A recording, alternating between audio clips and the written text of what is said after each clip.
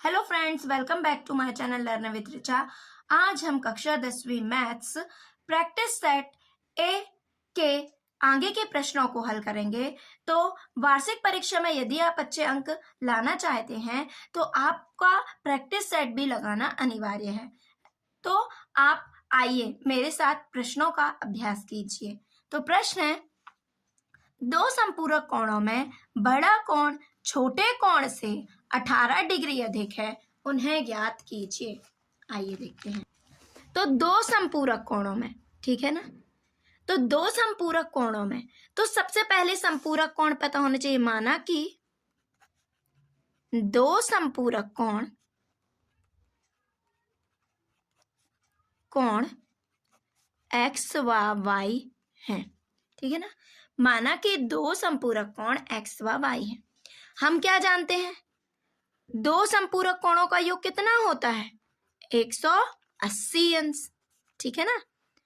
तो संपूरक कोणों का योग कितना होता है? 180 अंश। तो एक्स एंड वाई दो संपूरक कोणों का योग 180 अंश। तो ये हो गया समीकरण नंबर 1। हाँ, इसमें क्या कर सकते हैं, एक्स बराबर 180 ऋण वाई, ठीक। समीकरण 1 इसको दे दिया, है ना, ये हो गया। अब दो संपूरक कोणों में पुनः प्रश्नानुसार दो संपूरक कोणों में, यह है दो संपूरक कोणों में बड़ा कोण छोटे कोण से, बड़ा कोण, ठीक, एक्स को मान लिए, छोटे कोण से, बड़ा कोण छोटे कोण से 18 अधिक है। कितना अधिक है? 18 का अधिक है, ठीक है ना। तो बड़ा कोण छोटे कोण से 18 अधिक है, तो छोटे से 18 अधिक कौन है? बड़ा कोण, ये बन गया। अब x बराबर क्या है, मान रख दो यहां। समीकरण 2 में x बराबर 180 ऋण y रखने पर, ठीक, ये हो गया 180 ऋण y बराबर, यहां रख रहे हैं ना अपन, y धन 18। अब 180 18 को यहां ले आओ, 180 धन का है तो ऋण का 18 y है, ये साइड आएगा तो काय का हो जाएगा? धन का। तो y 2y घटाओ, कितना बचा? 162, ठीक है ना, ये हो गया। अब 162 ये गुणा में है तो भाग में चला जाएगा। 2 एकम 2, 2 अट्ठे 16, 2 एकम 2, कितना हो गया? 81 अंश। तो y बराबर क्या हो गया? 81। अब y x का मान निकालना है, तो समीकरण 2 में कहीं भी रख सकते हैं आप, 1 में या 2 में। समीकरण 2 में y बराबर 81 रखने पर, ठीक, तो x बराबर क्या है? y धन 18। तो y बराबर 81 रख दो, धन 18, तो क्या हो जाएगा? 8 और 1 9, 8 और 1 9, कितना आ गया? ठीक, ये हो गया।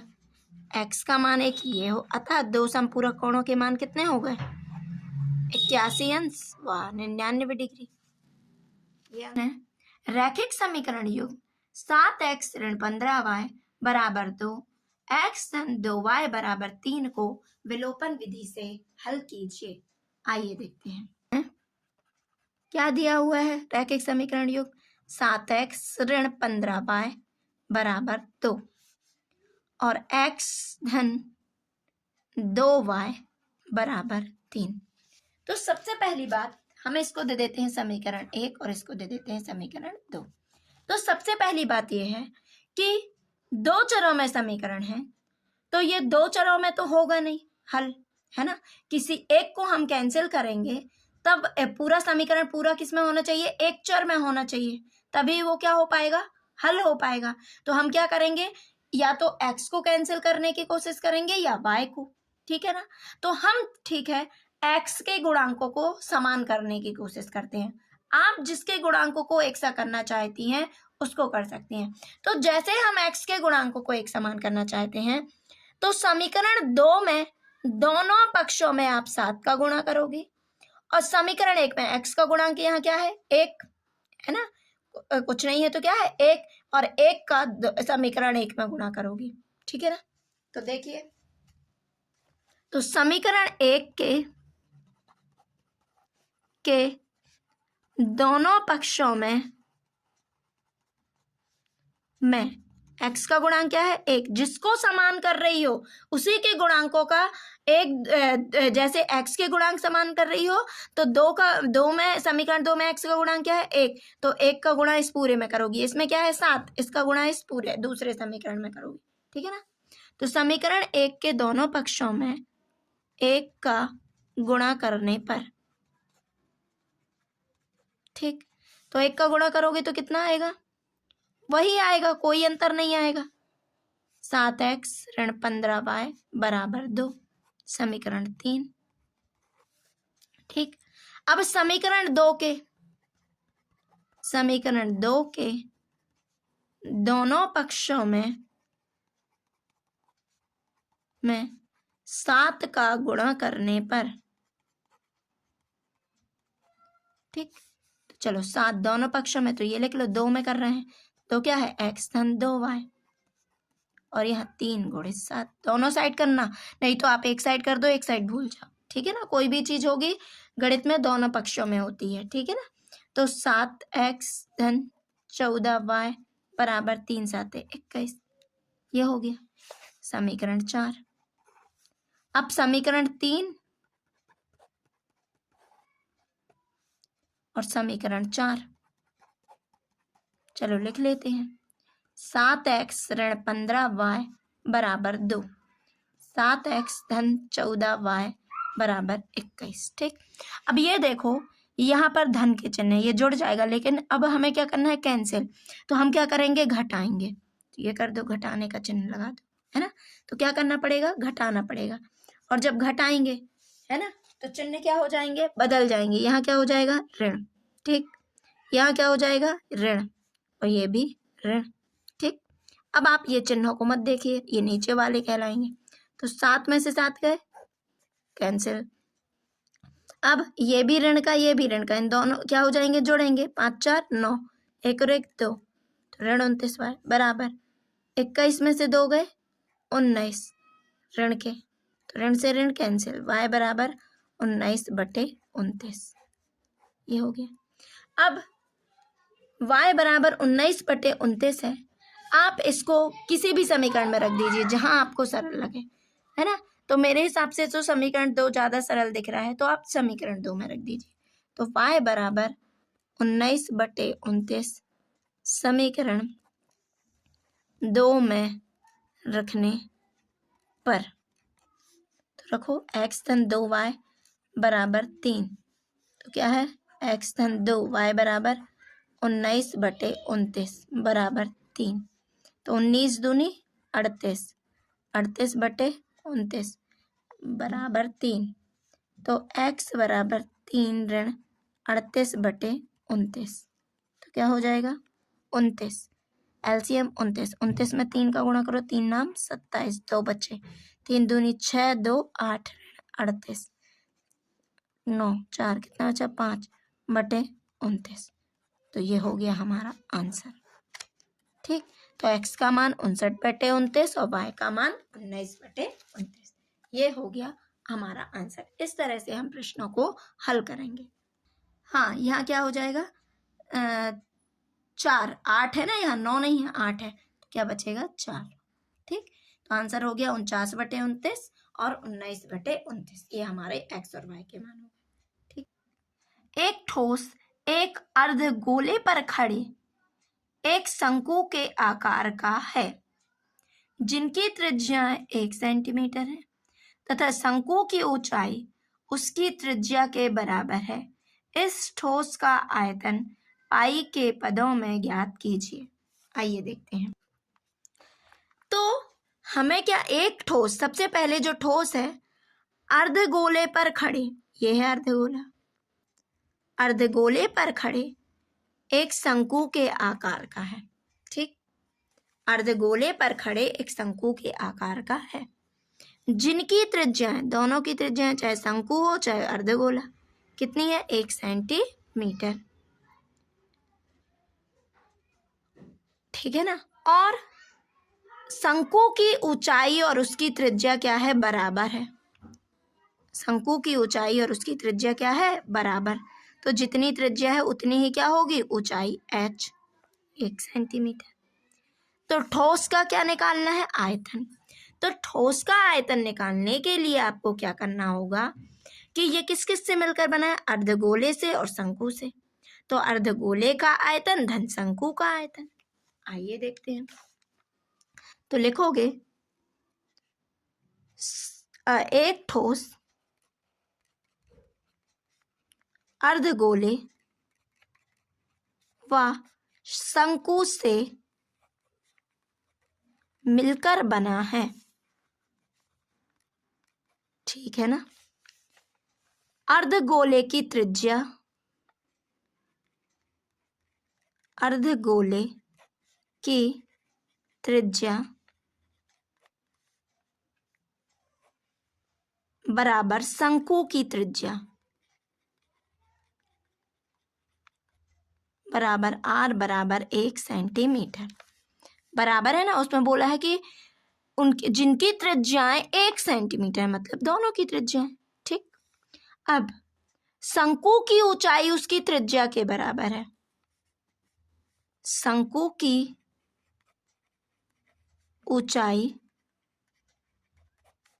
बराबर त्रिज्या बराबर कितनी है? 1 सेंटीमीटर। शंकु की ऊंचाई त्रिज्या के बराबर, तो त्रिज्या भी कितनी है? 1। तो ये आपस में क्या हो जाएगा? 1 सेंटीमीटर। तो ठोस का आयतन, ठोस का आयतन बराबर अर्धगोले का आयतन धन शंकु का आयतन। ठीक है ना? अर्धगोले का आयतन कितना है?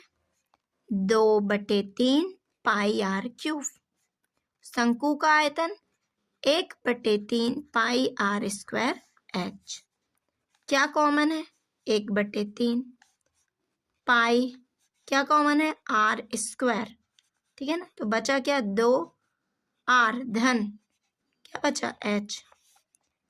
1/3 पाई आर का मान क्या है? 1, 2, 1 धन एच का मान भी 1। 1/3 पाई 1 का वर्ग तो 1 ही होगा और 1 का गुणा करेंगे तो 1 ही आ जाएगा।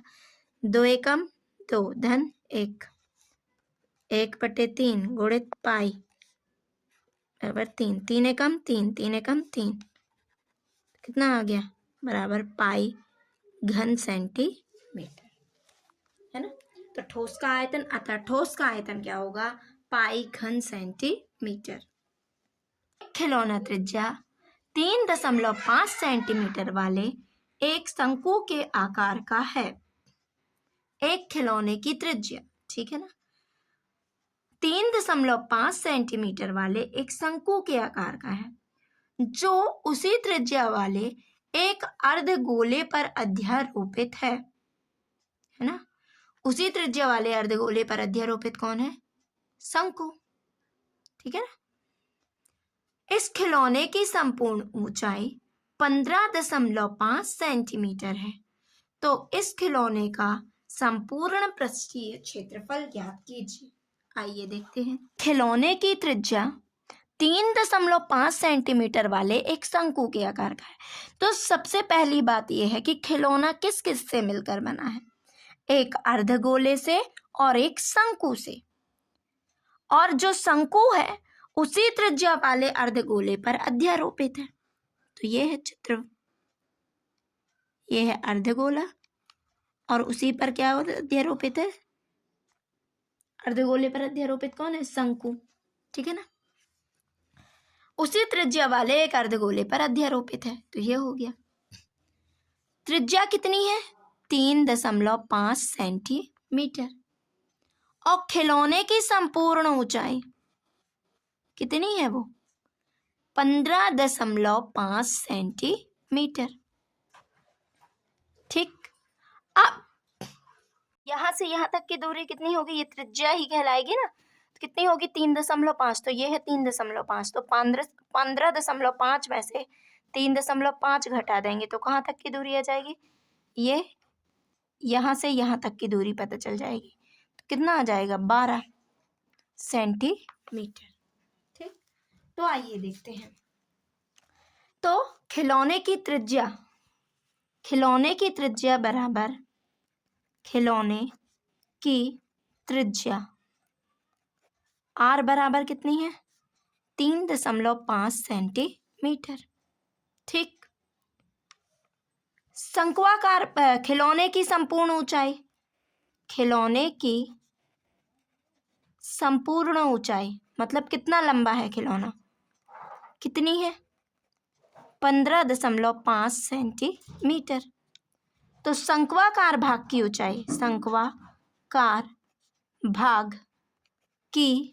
ऊंचाई, ठीक है ना, h बराबर क्या हो जाएगा, टोटल कितनी है 15.5, यहाँ कितनी है 3.5, तो कितना हो जाएगा 12 सेंटीमीटर।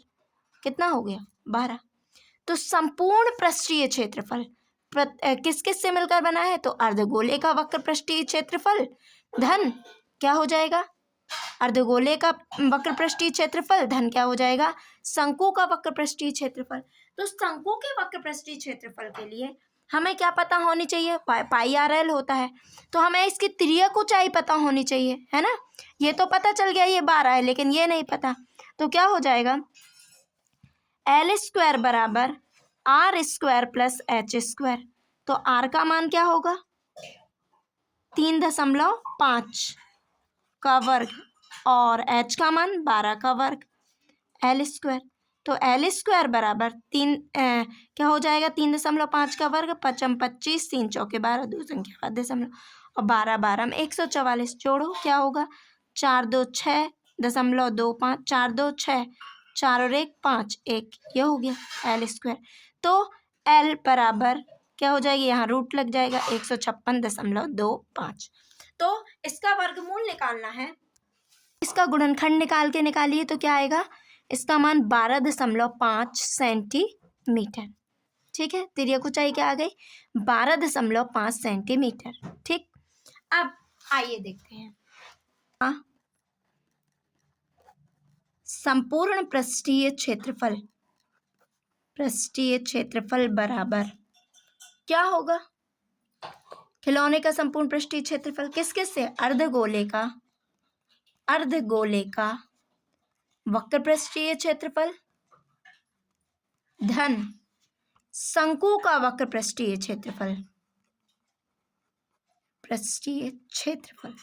तो अर्धगोले का क्या होगा, 2 पाई r², और शंकु का क्या होता है, पाई आर एल। क्या कॉमन है, पाई आर कॉमन है, तो क्या बचेगा, 2r धन l। तो पाई का मान 22/7, r का मान 3.5, 2 गुणित 3.5 धन l का मान 12.5, ये हो गया।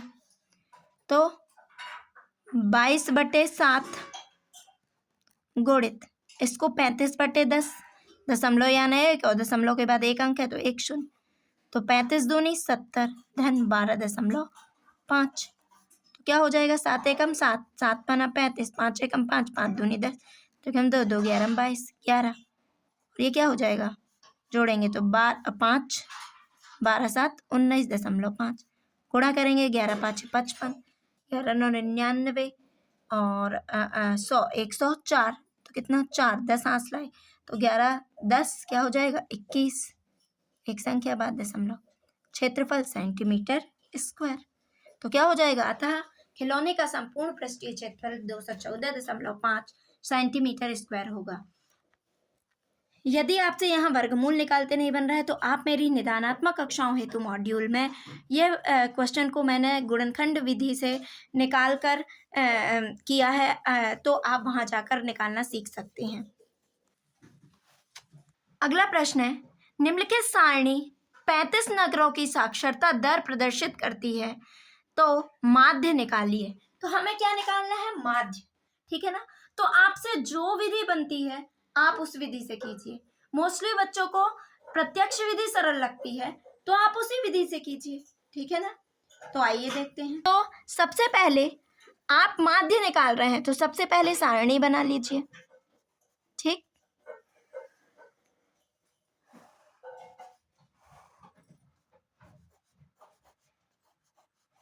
हमें क्या निकालना, हाँ, साक्षरता दर, साक्षरता दर प्रतिशत में नगरों की संख्या और हमें क्या निकालना पड़ेगा प्रत्यक्ष विधि में मध्य बिंदु। क्या निकालना पड़ेगा, मध्य बिंदु, है ना, जिससे किससे प्रदर्शित करेंगे, एक्स से।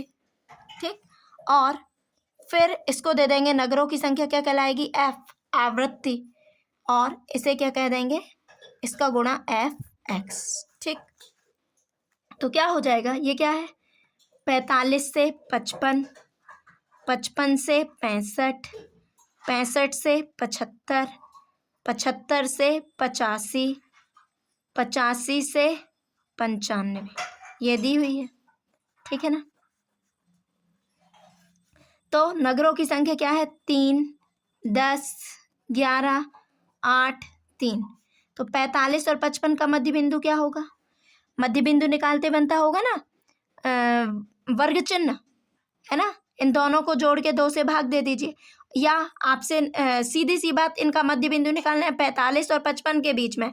जैसे हम 0 से 10 के बीच में कहेंगे तो बताओ कौन से होंगे, तो 5। तो वैसे ही 45 से 55 के बीच में क्या हो जाएगा, 50। ठीक, 55 से 65 के बीच में 60, 65 से 75 के बीच में 70, 75 से 85 के बीच में 80, 85 से 95 के बीच में 90। अब इन दोनों का गुणा कर दीजिए, 5 दिया 15, 600, 11 साते 77, 8 अठैया 64, 640, है ना। आपको बढ़िया बराबर संख्याओं के नीचे संख्या आनी चाहिए, जोड़ने में आसानी हो जाएगी। 9 तिया 27। अब हम समेशन क्या प्रदर्शित करता है, योग, है ना, तो इन सबको जोड़ दीजिए। 0, 5, 7, 12, 4, 16, 4, 20, 3, 23 की 3 हासिल 2, 2 और 1 3, 6 3 9, 9 7 16, 16, 4 20, 2 22, 22 3 22 23 24। ठीक, ये होगा, एक बार टैली कर लीजिए, और यहाँ पर जोड़ेंगे 3 और 1 4, 8 4 12, 12 3 15 की 5 हासिल 1 1 और 1 2 और 1 3। ठीक, अब ये हो गया। तो माध्य निकालने के लिए माध्य को एक्स बार से प्रदर्शित करते हैं, तो क्या हो जाएगा, summation F x upon summation F. आप, ये हो गया, तो एफ एक्स का मान कितना है 2430, और इसका मान कितना है 35। तो देखो 75 35, 5 चौके 20, कितना बचा 4, 5 अट्ठे 40, 3 बचा 5 छक्का 30, 7 एकम 7, 7 छिंग 42, 42, कितना बचा 6, 7 नाम 66 हो गया ना, 7 नाम 63, 3 बचा, 7 चौके 28, 2 बचे, 7 दूनी 14, ये आ गया 69.42। क्या हो गया माध्य, ये हो गया। बहुत ही आसान प्रश्न है, आप इन प्रश्नों का ज़्यादा से ज़्यादा अभ्यास कीजिए जिससे आप आसानी से नंबर पा सकें। प्रश्न है, निम्नलिखित सारणी किसी अस्पताल में एक विशेष वर्ष में हुए रोगियों की आयु को दर्शाती है, तो आंकड़ों का बहुलक ज्ञात कीजिए। तो आइए देखते हैं, हमें क्या निकालना है, बहुलक। बहुलक के लिए सारणी दी हुई है, तो बहुलक क्या कहलाता है, जिसकी बारंबारता, ऐसा वर्ग बहुलक वर्ग जिसकी बारंबारता सबसे अधिक होती है वही क्या कहलाता है, बहुलक कहलाता है। ठीक है ना। तो आप सारणी ध्यान से बना लीजिए जिसमें गलती ना हो। ठीक, तो क्या दिया है, आयु वर्षों में, रोगियों की संख्या, ठीक, क्या दी हुई है, 5 से 15, 15 से 25, 25 से 35, 35 से 45, 45 से 55 और 55 से 65। ठीक, अब इनकी बारंबारता कितनी है, एफ है ना, ये कितनी दी हुई है, 6, 11, 21, 23, 14, 5। तो अब ये देखिए सबसे अधिक बार कौन सा बहुलक वर्ग आया है। तो देखिए 23, ये वाला सबसे अधिक बारंबारता वाला बहुलक वर्ग कौन सा है, 35 से 45। सबसे अधिक बारंबारता फ्रीक्वेंसी कितनी है, 23 है। अतः बहुलक वर्ग क्या होगा, अतः बहुलक वर्ग 35 से 45 है ना। सबसे अधिक बारंबारता 23 है, अतः बहुलक वर्ग क्या होगा, 35 से 45। बहुलक वर्ग क्या कहलाएगा, 35 से 45, ठीक है ना। या ये लिख दीजिए सबसे अधिक बारंबारता वाला बहुलक वर्ग 35 से 45 है, जिसकी बारंबारता 23 है। ठीक, ये भी लिख सकते हैं। अब ये 23 हो गया, तो इसको सबको 1 नंबर प्री होता है, तो इसको दे दीजिए फर्स्ट, जिससे अपन पहले मिले वो 1, जिससे पहचान हुई। अब F1 हो गए। अब 1 के आगे क्या आता है, 0, तो ठीक ऊपर वाली बारंबारता ले लो 0, ये हो गई F0। और ठीक उसके बाद आता है 2, तो इसको ले लो F2, ये हो गया। ठीक, अब 35 से 45 के बीच में तो उच्च सीमा माइनस निम्न सीमा, वर्ग अंतराल इसी को कहते हैं ना। तो 45 ऋण 35 कितना हो गया, 10। ठीक, निम्न सीमा क्या है, 35 और 45 में, तो 35 होगी निम्न सीमा। F1 23, F0 21, F2 14। तो अब इसका फॉर्मूला बहुलक का क्या होता है, L plus F1 minus F0 upon 2F1 minus F0 minus F2 into H। ठीक है ना। L का मान कितना है, 35। F1 कितना है, 23। F0 21, 2F1 23, F0 21, F2 14, H 10। ठीक, तो 35 कितना आएगा, 3 में से 1 गए 2, है ना, 2 बचेगा यहाँ। 23 दूनी 46 ऋण 21 ऋण 14 गुणे 10, 10 दूनी 20, है ना। अब इनको जोड़ो, 46 ऋण 4, ऋण दोनों ऋण के हैं तो जुड़ेंगे, लेकिन चिन्ह ऋण का लगेगा। 4 और 1 5, 2 और 1 3 गुणे 10, नहीं ये तो अपन ने गुणा कर लिया है यहाँ, 10 दूनी 20, तो 35 धन 20 बटे कितना आएगा, 6 में से 5 गए 1, 4 में से 3 गए 1, तो क्या हो जाएगा 35। 11 एकम 11, 9 बचे, है ना। 11 8 88, कितना बचा, 2 बचा। 11 एकम 11, अब इनको जोड़ दो, 35 और 1 36.8 है। तो क्या हो जाएगा बहुलक, 36.81 हमारा आंसर होगा।